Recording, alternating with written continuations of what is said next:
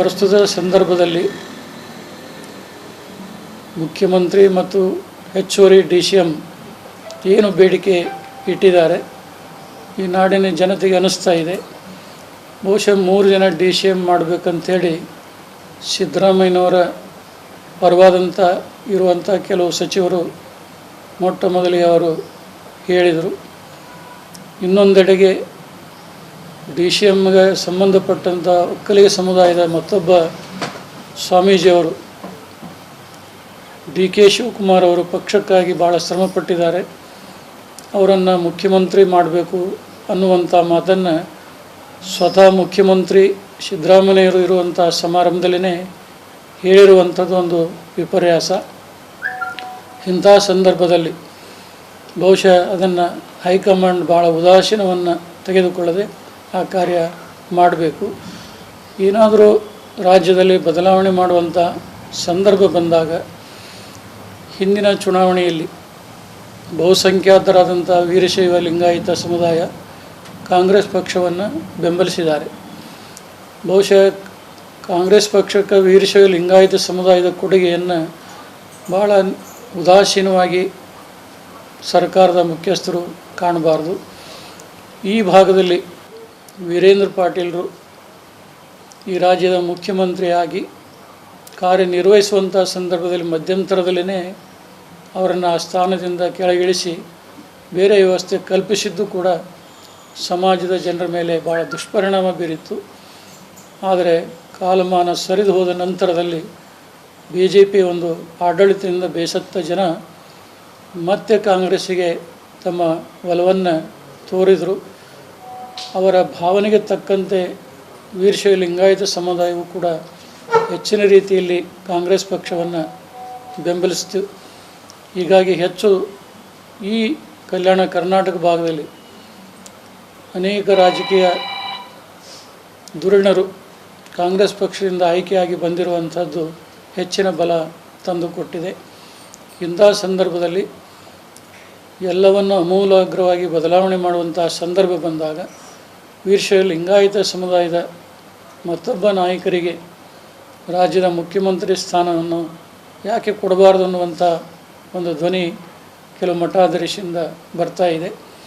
ಕೊನೆಗೆ ಮುಖ್ಯಮಂತ್ರಿ ಕೊಡಲಿಕ್ಕೆ ಸಾಧ್ಯ ಆಗದೇ ಇದ್ದ ಪಕ್ಷದಲ್ಲಿ ಉಪಮುಖ್ಯಮಂತ್ರಿಯನ್ನಾದರೂ ಪರಿಗಣಿಸಬೇಕು ಮತ್ತು ಸಚಿವ ಸಂಪುಟದಲ್ಲಿ ಬಹುಶಃ ಹೆಸರಿಗೆ ಮಾತ್ರ ವೀರಶೈವರಿಗೆ ಸ್ಥಾನಮಾನ ಕೊಟ್ಟಿದ್ದಾರೆ ಹೊರತು ಒಂದು ಶ್ರೇಷ್ಠವಾದಂಥ ಉನ್ನತವಾದಂಥ ಅಧಿಕಾರ ಇರುವಂಥ ಒಂದು ಸಚಿವ ಖಾತೆಗಳನ್ನು ಕೊಡಲಾರದೇ ಇರುವಂಥದ್ದು ಈ ನಾಡಿನ ಎಲ್ಲ ಜನತೆಗೆ ಗೊತ್ತಿದೆ. ಹಾಗಾಗಬಾರ್ದು ಅನ್ನುವಂಥದ್ದೇ ಒಂದು ಉದ್ದೇಶ. ಮೇಲಾಗಿ ಧರ್ಮಪೀಠಗಳು ರಾಜಕೀಯವಾಗಿ ಮಾತನಾಡುವಂಥ ಒಂದು ವ್ಯವಸ್ಥೆ ಅಷ್ಟು ಸರಿಯಾದಂಥದ್ದಲ್ಲ.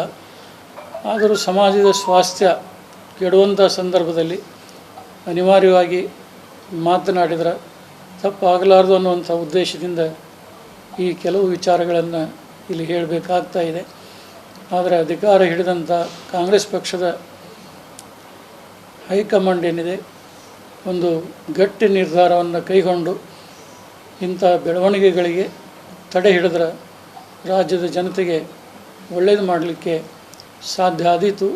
ಇಲ್ಲದೇ ಇದ್ದರೆ ಅವರವರಲ್ಲೇ ಕಚ್ಚಾಟಾಗಿ ಆಡಳಿತ ವ್ಯವಸ್ಥೆ ಮೇಲೆ ದುಷ್ಪರಿಣಾಮ ಬೀರಿ ಪ್ರಗತಿಯ ಕಾರ್ಯಗಳು ಕುಂಠಿತ ಆಗ್ತಾವ ಅನ್ನುವಂಥ ಒಂದು ಆತಂಕ ನಮ್ಮನ್ನು ಮೊದಲು ಮಾಡಿ ಅನೇಕ ಜನರಿಗೆ ಕಾಡ್ತಾ ಇದೆ.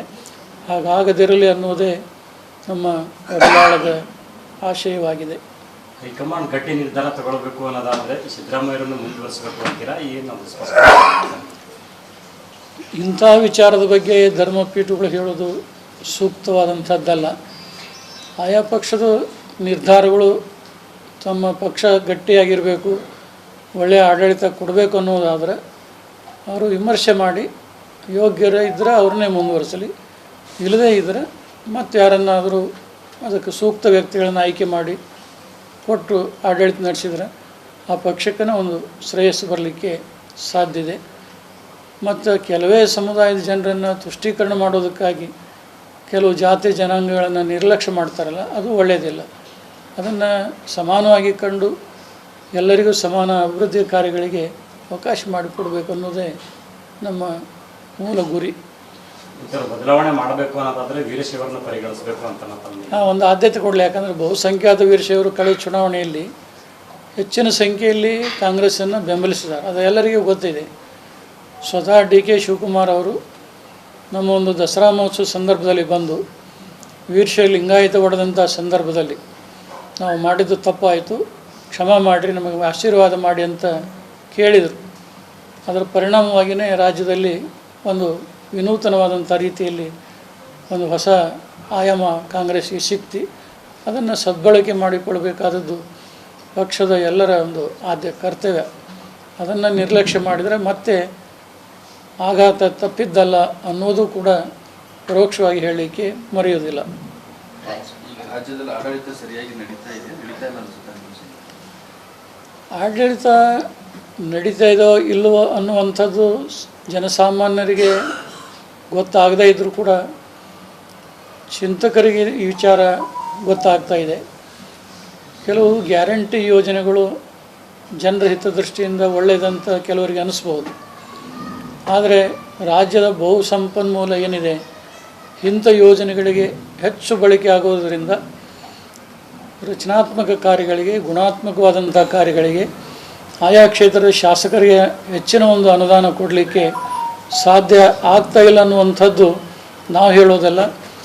ಆ ಪಕ್ಷದ ಶಾಸಕರೇ ಈಗ ಅಲ್ಲಲ್ಲಿ ಧ್ವನಿಯನ್ನು ಎತ್ತಾ ಇದ್ದಾರೆ. ಆದರೆ ಆ ಧ್ವನಿ ಎಲ್ಲವೂ ಕೂಡ ಏಕೀಕೃತವಾಗಿ ಇನ್ನೂ ಮುಖ್ಯಮಂತ್ರಿಗಳ ಗಮನಕ್ಕೆ ತಂದರೆ ಅದರ ಪರಿಣಾಮ ಒಳ್ಳೆಯದಾಗಲಿಕ್ಕೆ ಸಾಧ್ಯ ಇದೆ. ಈ ಸಂಪನ್ಮೂಲ ಕ್ರೋಢೀಕರಣ ಮಾಡಿ ಗ್ಯಾರಂಟಿ ಯೋಜನೆಗೆ ಹಣ ಹೊಂದಾಣಿಕೆ ಮಾಡಬೇಕಾಗಿರೋದ್ರಿಂದ ಇವತ್ತು ಹಾಲಿನ ಬೆಲೆ ಆಗಲಿ, ಸಾರಿಗೆ ದರ ಆಗಲಿ, ಪೆಟ್ರೋಲ್ ಡೀಸೆಲ್ ಆಗಲಿ ಇವೆಲ್ಲ ಹೆಚ್ಚಾಗ್ತಾ ಇರುವಂಥದ್ದು ಸಾಮಾನ್ಯ ಜನರಿಗೆ ಭಾಳ ಹೊರೆ, ಇದು ಭಾಳ ಕಷ್ಟ. ಕ್ಯಾಪ್ಟನ್ ಅರ್ಜುನ್ನ ಕೊಂದಿದ್ದು ಯಾರು? ಅವ್ರ ನರೇಟಿವ್ ಎಲ್ಲಿ ತಂದಿಟ್ಟಿದ್ದಾರೆ ಅಂತಂದ್ರೆ ಸಂಪತ್ತನ್ನ ಹಂಚಿಬಿಡೋದು ಅಂತ. ಇದು ಸ್ಟುಡಿಯೋ ಟಿಪ್ಪು ಜಯಂತಿ ಮಾಡಕ್ಕೆ ಅವ್ರಿಗೆ ಖಂಡಿಸಿದ್ರು. Very nice. ಯಾರು ತಪ್ಪು ಮಾಡಿರೋದಿಲ್ಲಿ? ಓಲೈಕೆ ಹೇಳಿಕೆ ಇದು ಅಂತ ಹೇಳಿ ಯಾಕೆ ಪರಿಗಣಿಸಬಾರದು? ಕಿಚ್ಚಕ್ಕಲ್ಲ ಇದು ವೇದಿಕೆ. ಇದು ಫೋಟೋ ಡಿಬೇಟ್ ಅಲ್ಲ. ಎಲ್ಲರಿಗೂ ಒಂದು ಟೈಮ್ ನಿಮ್ಮ ಸಮಯ ಮುಗಿದಿದೆ. ಅವ್ರು ಹೇಳೋಕ್ಕಿಂತ ಮುಂಚೆನೆ ಹೇಗೆ ಪ್ರತಾಪ್ ಸಿಂಹ ಪಾಸ್ ಕೊಟ್ಟಿದಂತ ಆಗ್ಲಿ ಡಿಕ್ಲೇರ್ ಆಗೋಗಿತ್ತು ಅಂತ ನನಗೊಂದು ಡೌಟ್ ಬಂತು. ಸಾಕು ನಿಲ್ಸ್ರಿ, ಸಾಕು ನಿಲ್ಸಿ. ಕೆಟ್ಟ ಪದ ಬಳಕೆ ಕಾಂಪಿಟೇಷನ್ ಇಟ್ಟಿಲ್ಲ ನಾವಿಲ್ಲಿ.